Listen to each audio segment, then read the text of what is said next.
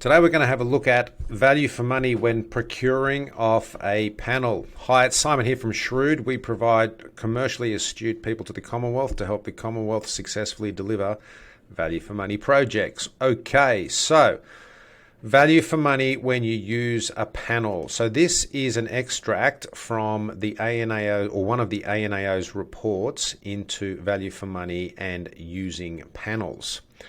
And so what they're basically saying here, I'll just run through it, is they basically say that if you procure off a panel, then you don't have to go to the wider market. So when procuring from a panel, the CPRs remove the requirement for procurements over the relevant threshold, 80K for services, to be offered to the wider market. So basically you can use a panel to go or to acquire goods or services that are over 80K. But the issue is that I'm just actually going to summarize all of this for you to save me reading it all, because you can do that yourself, can't you? But basically the short story is this, is that when you use a panel, you need to be satisfied that the actual panel has been assessed on a value for money basis. So what does that mean? The ANAO did an audit into the original DTA marketplace when it was set up a few years back, and it basically concluded that people were put on the panel without an appropriate value for money assessment.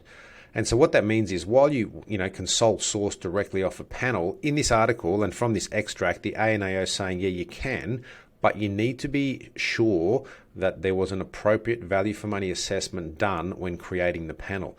Now, assuming that value for money assessment was done when the panel was created, then sure, you're safe, in inverted commas, you're safe to go and use that panel in a sole sourcing way. So in other words, you can go direct to one supplier off that panel as long as there was that appropriate value for money assessment done when the panel was created. Now, if the panel didn't go through a robust value for money assessment, and actually I've been involved with some that haven't had a robust value for money assessment, and that was all done deliberately, because then quotes will always be issued or quotes will always be sought from multiple players when you use the panel, then that's okay. You just got to understand what was put in place by the original creators of the panel. So there's plenty of panels around.